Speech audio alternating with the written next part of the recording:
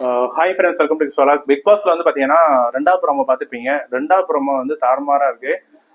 காலையிலேயே மந்த காஞ்சி உட்காந்துருந்தாரு முத்துக்குமரன். அதுக்கு எத்தனை ஒரு வாய்ப்பு கிடைச்சா என்ன மாதிரி கேட்டாருன்னா, முத்துக்குமரன் வந்து இந்த ஃபோன் கால் அப்படின்னு ஒரு ஏதோ டாஸ்க் வச்சிருப்பாங்க போல. அதுல வந்து அதை அட்டன் பண்றதுக்கு ஒரு தைரியமா வேணும். அந்த தைரியம் இல்லை பாதி பேருக்கு, அதுக்கு வந்து அட்டன் பண்ணாமே இருக்காங்க அப்படின்னு பாத்தீங்கன்னா மஞ்சரி, ஜாக்லின், அதுக்கடுத்து வந்து ராயன் வந்து அப்படி வம்புழுக்கிற மாதிரி பேசியிருப்பாரு. அதுக்கு வந்து பாத்தீங்கன்னா மஞ்சரி வந்து திருச்சிட்டு போயிருப்பாங்க.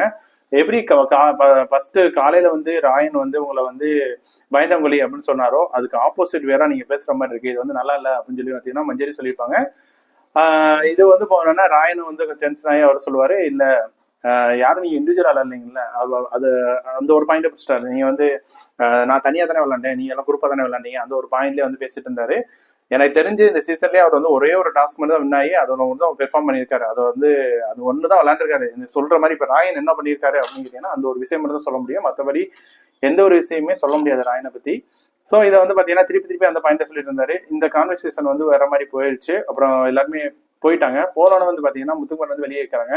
காலையிலேயே அந்த பஞ்சாயத்து ஆரம்பிச்சிச்சு. அது ரெண்டு பேரும் சமரஸ் பண்ணி முடிச்சிட்டோம். ஆனா திருப்பியும் அந்த பாயிண்ட் வந்து காலையில பேசின பாயிண்டே ஆரம்பிக்கிறது வந்து நல்லா இல்ல அப்படின்னு சொல்லி மஞ்சரிட்ட கோவப்படுவாரு. இப்ப வந்து பிக் பாஸ் வந்து சிறப்பான வேலை பண்ணிட்டாங்க. முத்துக்குமரனோட ஒரு 4 ரொம்ப க்ளோஸ் ஃப்ரெண்ட்ஸ் பாத்தீங்கன்னா மஞ்சரி, ஜாக்லின் அண்ட் தீபக், இவங்க 4 பேர் இருந்தாங்க. இப்ப 4 பேர்ல தீபக் மட்டும் தான் பேசுறாரு, மத்த 2 பேரும் பிரிச்சு விட்டாங்க. ரொம்ப சூப்பரா போயிட்டு இருக்கு. ஏன்னா இந்த பிரிச்சாதான் எல்லாமே தனித்தனியா இருந்தாதான் மட்டும்தான் கண்டிப்பா வந்து யாரு பெஸ்ட் அப்படின்னு தெரியும். பாதி பேர் சொல்றாங்க முத்துக்குமரன் வந்து வன்மத்தை கக்குறாருன்னு சொல்றாங்க. அவருடைய கேம் இது வரைக்கும் லாஸ்ட் 83 டேஸா எப்படி விளாண்டாரோ அது மாதிரி தான் விளையாண்டு இருக்காரு. உங்களுக்கு வந்து புதுசா வந்து பாத்தீங்கன்னா இப்ப ராயன் தெரியறதுனால வந்து உங்களுக்கு வந்து அப்படி இம்பாக்ட் ஆகிற மாதிரி தெரியலாம். அவர் கொஞ்சம் பிசிக்கலா ஸ்ட்ராங்கா தான் இருக்காரு, அதுக்கு வந்து நம்ம ஒன்றும் பண்ண முடியாது. சரி, இப்ப முத்துக்குமார் இருந்தா இது பண்றாங்கன்னா மத்த யாருமே ஒழுங்கா இல்லையே, இப்ப ராயன் மட்டும் தான் விளையாண்டு இருக்காரு, மத்த யாருமே ஒழுங்கா இல்லையே, அந்த மாதிரி விஷயங்கள்லாம் நம்மளுக்கு கேள்வி வருது.